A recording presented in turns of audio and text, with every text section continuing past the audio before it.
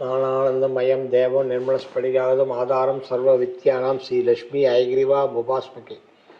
கோயில் வாஸ்துவை பற்றி சொல்லணும். கோயில் எப்படி இருக்கணும், கோயிலோட கோபுரங்கள் எப்படி இருக்கணும், கோயில் எந்த மாதிரி இருக்கணும். கோயிலுக்கு பிரம்மஸ்தானம்னு ஒன்று இருக்குது. கோயில் மேலே கோயிலோட இன்டர்செக்ஷன் பாயிண்ட் இருக்குது. அந்த இன்டர்செக்ஷன் பாயிண்டில் பிரம்மஸ்தானம் ஒன்று இருக்குது. அந்த இடத்துல தான் கருவறை அமைக்கணும். அந்த இடத்துல தான் கருவறையில் இருக்க சிலை இருக்கணும். வேறு இடத்துல இருந்ததுன்னா அது பலன் கொடுக்காது. அதை மெயினாக வச்சுக்கணும். சில பேர் சாலை ஓரத்தில் இருக்கோம், பிள்ளையாருக்கு மட்டும்தான் கொஞ்சம் எந்த இதுவும் கிடையாது, எங்கே வேணால் வச்சுக்கலாம், எங்கே வேணால் பண்ணிக்கலாம். அதுக்கு அந்த ரெஸ்ட்ரிக்ஷன் உண்டு. ஸோ அதை மட்டும் நீங்கள் பார்த்துக்குங்க. ரெண்டாவது, கோயிலில் மெயினாக கோயிலோட பவர் ரைஸ் பண்ணனா உள்ளே எல்இடி பல்பு போடக்கூடாது. கருவறையில் எல்இடி பல்பு, வெளியே கூட எல்இடி பல்பு ஒரு குறிப்பிட்ட டிஸ்டன்ஸ் வரைக்கும் போடக்கூடாது. அதுக்கப்புறம் அந்த எல்இடி பல்பு கெட்ட விஷயங்களில் உள்ளே வரவிடாது. அது நல்ல விஷயந்தான். ஆனால் நல்ல விஷயங்களும் உள்ளே வரவிடாது. எல்இடிக்கு நல்லதும் வராது, கெட்டதும் வராது. காற்று சக்திகள், கெட்ட சக்திகள் எதுவுமே உள்ளே வராது, நல்ல சக்திகளும் உள்ளே வராது. ஸோ எல்இடி போட்டு பண்ணிங்கன்னா உங்களுக்கு ஒர்க் பண்ணாது. அதாவது ஒரு குறிப்பிட்ட இதில் எல்இடி பல்பு போடாமல் பார்த்துக்கிறது பெஸ்ட்டு. ஸோ கோயிலில் எந்தெந்த இடத்துல எந்தெந்த இது இருக்குதுன்னு சொல்லுவாங்க எல்லாருமே. பெருமாளுக்கு இடது பக்கத்தில் தாயாரம்மா சன்னதி. தாயாரம்மாவை பார்த்துட்டு தான் இடமா இருக்கணும். கோயிலை சுற்றிட்டு தான் அதுக்கப்புறம் தான் மூலஸ்தானம் பார்க்க போகணும். அந்த மாதிரியே இருக்குது. கோயிலோட சக்திக்கும் கொடிமரத்துக்கு என்ன சம்பந்தம்னு சொன்னால், முதல்ல பலிபீடம், ஆணவம், கண்மம், மாயை, இது மூணையும் பலிபீடத்தில் கொடுத்து பலி கொடுத்துடணும்னா அதையெல்லாம் அந்த இடத்துலையே விட்டுடணும். ஆணவம், கண்மம், மாயை மூணையும் விட்டுட்டு இறைவனை மட்டுமே யோசனை பண்ணி அந்த கொடிமரத்தை கையெடுத்து கும்பிட்டுட்டு நீங்கள் உள்ளே போனால், அதுக்கு முன்னாடி எந்த தெய்வமாக இருந்தாலும் அதுக்கு உண்டான வாகனம் இருக்கும். கருடாழ்வாரோ நந்தியோ ஏதோ ஒன்று இருக்கும். அது வழியாக போயிட்டு அது போகணும். மெயின் கொடிமரத்துக்கும் கருவறையில் இருக்கக்கூடிய தெய்வத்துக்கும் டைரக்ட் லிங்க் இருக்கணும்.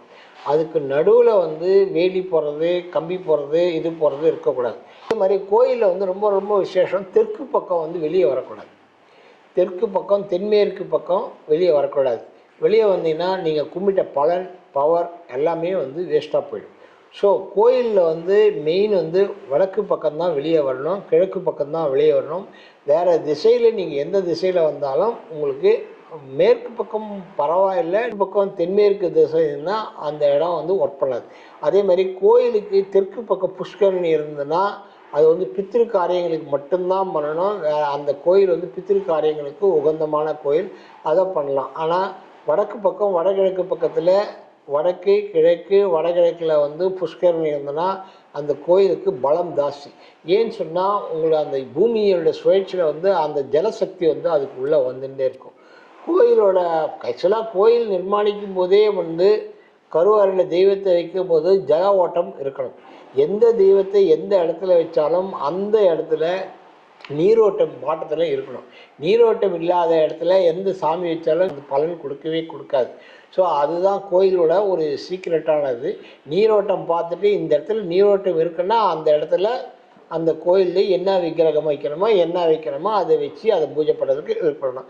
அதை ரொம்ப ரொம்ப முக்கியமாக போகணும். கோயிலில் கட்டாயம் விருட்சம் இருக்கணும். விருட்சம் இல்லாத கோயிலுக்கு இது கிடையாது. விருட்சம் ரொம்ப முக்கியம். விருட்சமும் கோபுரமும் ரொம்ப முக்கியமானது. விருட்சங்களில் இந்த கோயில் மூடும்போது அந்த கோயிலில் இருக்க தெய்வமானது அந்த விருட்சங்களை தங்கும்னு சொல்லிட்டு ஒரு ஐதீகம் உண்டு.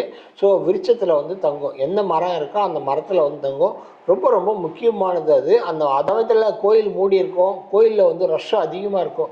என்னால் கோயில் உள்ளே போக முடியல, அதிகமாக ரஷ் இருக்குது, என்ன பண்ணுறதுன்னா நீங்கள் நேராக ஒரு விருட்சத்தாண்ட போயிட்டு ஒரு தீபம் போட்டு ஏற்றிட்டு விளக்கேற்றிட்டு வந்தீங்கனாலே அந்த தீபத்தில் அது நிச்சயம் உட்கார். கோயில் உள்ளே இருந்தாலும் கருவறையில் இருந்தாலும் உபதேவதைகள்னு ஒன்று இருக்குது. அந்த உபதேவதைகள் அந்த கோயிலில் எப்பவுமே சுற்றின்னு இருக்கும். அதனால் நீங்கள் அந்த விருட்சத்தில் தீபம் போட்டிங்கனாலும் அது ஒர்க் பண்ணணும். இப்போல்லாம் கோயிலில் தீபம் போடுற மாதிரி இல்லை. அந்த கோயில் இரும்பு போட்டு வச்சுருப்பாங்க. அதில் விளக்கேற்றுறதுக்கு பார்க்கவே சைக்கிள். விளக்கு நார்மல் விளக்கே நார்மலாக ஏற்றவே கூடாது. கீழே ஒரு இலை போடணும். இலை போட்டு அரச இலையோ மா இலையோ இல்லை வேறு ஏதாவது ஒரு இலையை போட்டு, வன்னி இலையோ ஏதாவது ஒரு இலையை போட்டு அது மேலே வச்சு தான் தீபம் போடணும். அப்போ தான் உங்களுக்கு ஒர்க் பண்ணணும். ஸோ சாதாரண இரும்பு இது மேலே போச்சுன்னா அது வேலை செய்யாது. அதனால் உங்களுக்கு நெகட்டிவ் பலன்கள் அதிகமாக இருக்கும். ஸோ கோயிலாக இருந்தால் உங்களுக்கு அரச மரம் கம்பல்சரியாக இருக்கணும், அது இல்லாமல் இருக்கவே கூடாது.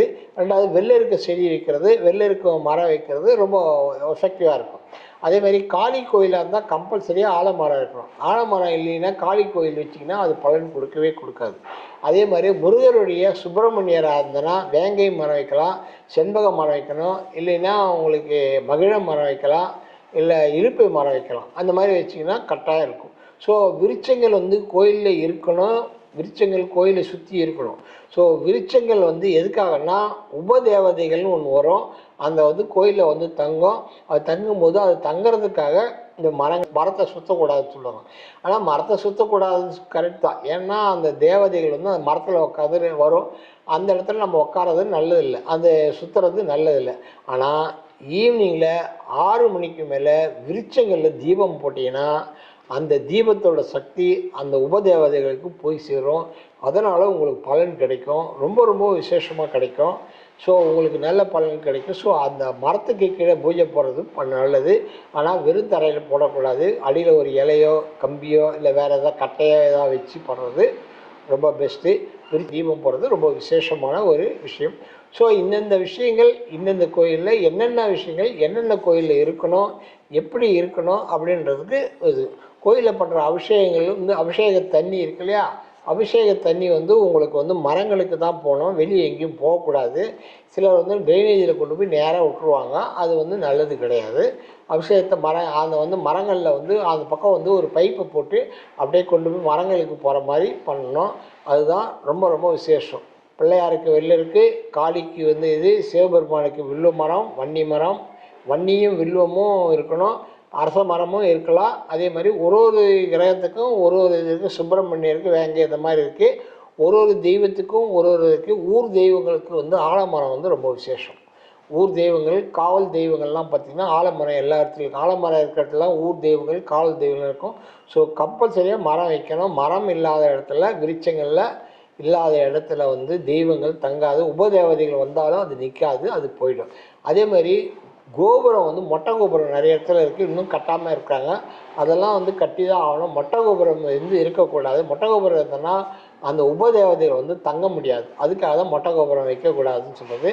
அதுக்கு வந்து யாராவது செலவு பண்ணி இது பண்ணி மொட்டை கோபுரம் கட்டி வைக்கிறது ரொம்ப நல்லது, ரொம்ப விசேஷமானது. கலசம் வந்து அதை 12 வருஷத்துக்கு ஒரு தடவை கட்டாயம் கும்பாபிஷேகம். 12 வருஷம் தான் மேக்ஸிமம் வந்து அந்த தெய்வ சக்தி வந்து அந்த கலசத்தில் இருக்குது, அதுக்கப்புறம் இருக்காது. அதனால் நீங்கள் அதை பண்ணிங்கன்னா உங்களுக்கு நல்லா ஒர்க் பண்ணும். 12 வருஷத்துக்கு ஒரு தடவை கும்பாபிஷேகம் பண்ணுறது ரொம்ப நல்லது. அந்த கலச தண்ணி இதில் பண்ணுறது நல்லது. ஸோ விருட்சங்கள் இந்த திங்ஸ் வந்து பண்ணணும். என் வாகனத்துக்கும் மூலஸ்தானத்தில் இருக்கிற கருவறையில் இருக்கிற தெய்வத்துக்கும் நேரிடத்திற்கும் அது நடுவில் எந்த தடுப்புகளோ எந்த திங்ஸும் இருக்கக்கூடாது. ஜனங்களும் நடுவில் கிராக் பண்ணி உள்ளே போகக்கூடாது.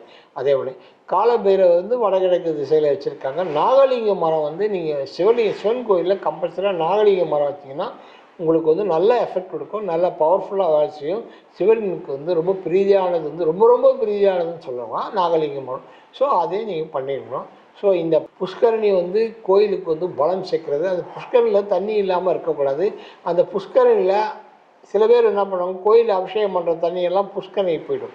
நீங்கள் வந்து திருப்பதியில் பார்த்தீங்கன்னா வெள்ளிக்கிழமைக்கு அபிஷேகம் பண்ணணும், அது ஃபுல்லாக அந்த அங்கே இருக்கிற புஷ்கரணியில் தான் போகும். அன்றைக்கி வெள்ளிக்கிழமைக்கு குளிக்கிறவங்களுக்கு அந்த தெய்வத்தில் மேலே பட்டு வர புஷ்கரணியில் தண்ணி வந்து நமக்கு பரவதால் ரொம்ப விசேஷமாக இருக்கும். அதால் புஷ்கரணியை வந்து அந்த மாதிரி பண்ணி தெய்வத்தை அபிஷேகம் பண்ணுற தண்ணி, தெய்வத்தை இது பண்ணுற தண்ணியெல்லாம் புஷ்கரணிக்கு தான் போகணும். அந்த தண்ணியில் தான் நீங்கள் குளிச்சுட்டு பூஜை பண்ணிங்கன்னா உங்களுக்கு ஒர்க் பண்ணும், நல்லா ஒர்க் பண்ணும்.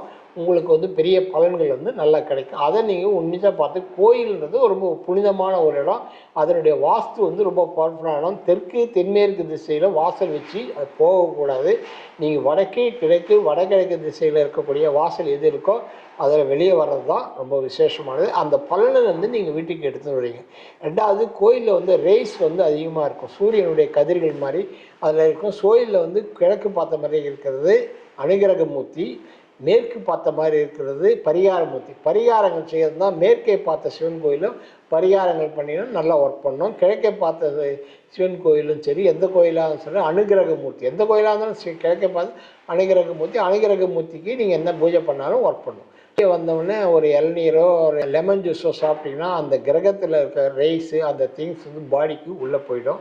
அப்படி இல்லை முடியல பரவாயில்ல, உள்ளேயே தண்ணி வச்சுருப்பாங்க. அந்த குடம் தண்ணி வந்து ஒரு டம்ளர் தண்ணி குடிச்சிட்டு வந்தீங்கன்னா, உங்கள சுற்றி இருக்கிற கிரகத்தினுடைய ரேஸ் கதிர்கள் வந்து அது உள்ளே போய் பாடியில் போய் பிளட்டுக்கு போயிட்டு பிளட்டுலேருந்து இதுக்கு போயிடும். ஸோ அது வந்து நீங்கள் பண்ணணும். ஸோ கோயில் வாசலில் ரொம்ப முக்கியமாக இதெல்லாம் பார்க்கணும்னு சொல்லியிருக்கிறேன். நன்றி, வணக்கம். அகம் பிரம்மாஸ்மி.